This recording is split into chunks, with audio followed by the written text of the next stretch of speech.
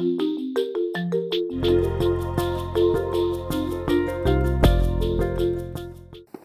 we're with Barry Kaufman, author of Wired to Create.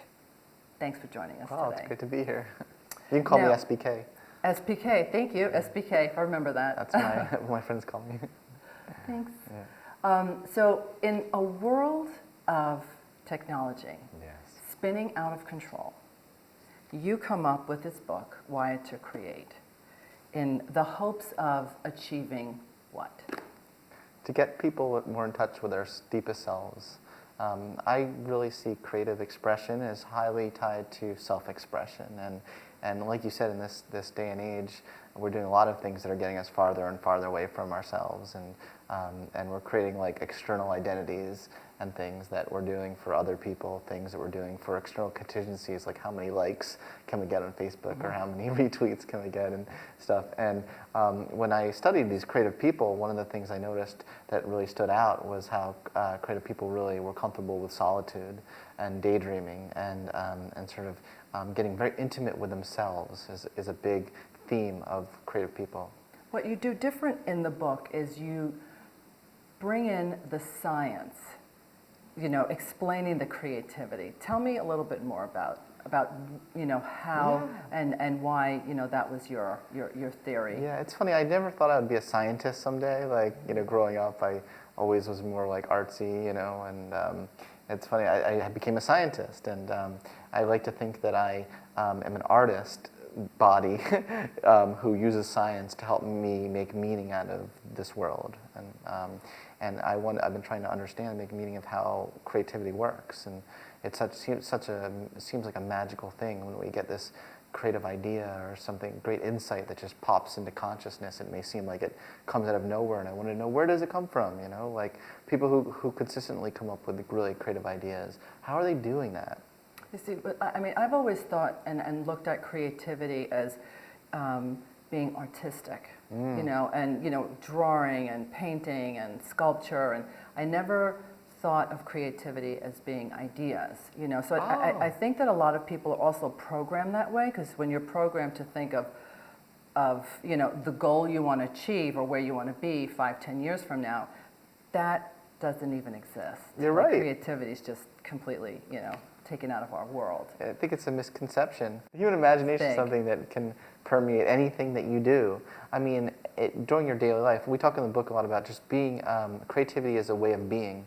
It's a way of relating to the world, as far as I'm concerned. Every time that you're putting something to this world that is in existence that wasn't in existence before, as far as I'm concerned, you're creating. Now, of course, that can mean having a child. It can also mean birthing a new idea, or even just questioning an assumption, or seeing a new possibility in any moment. See, that's what I think people need to know. I have an artistic daughter, but it doesn't always mean that, she loves to draw, she loves to paint. But when I ask her questions, she answers me in ways that I would never even think of answering. And she looks at, just simple things like this bottle of water. She'll notice the cap on it, or she'll notice the writing and the lettering, or, she'll notice what's on the back label. I'm pointing to a Fiji bottle in case our audience is curious. It's actually quite beautiful.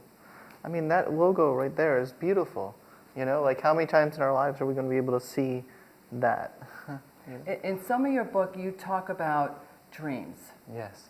Are we allowed to dream anymore? Good question.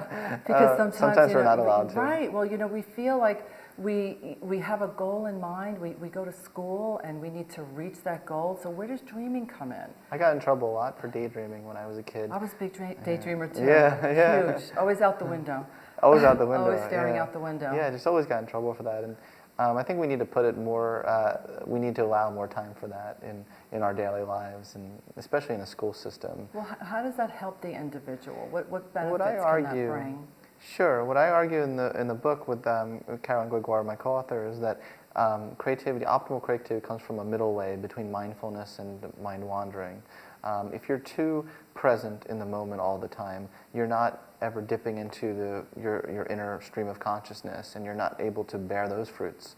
But if you're always stuck in your own head, that's not good either. Mm-hmm. You're going to miss out on so much beauty in the world. So we argue for a middle way between the two, where creative people are constantly toggling back and forth between those two modes of consciousness. So they have a very present, mindful mode of conscious when they're interacting with the world, but when they're not, we have lots of moments in life where we don't need to interact with the world, where we can create meaning, make meaning out of our experiences, we can reflect deeply, we can daydream about our future selves and what's possible for ourselves and others. All right, so let's talk a little bit about daydreaming of our future selves. Oh yeah, I love that. Like how can we, how do we build upon that, and how do we encourage, a younger generation, right? Because that's really where they are. They're going to be the ones that are dreaming of their future self. Yes. How do we help them and encourage them to continue to dream about who they want to be?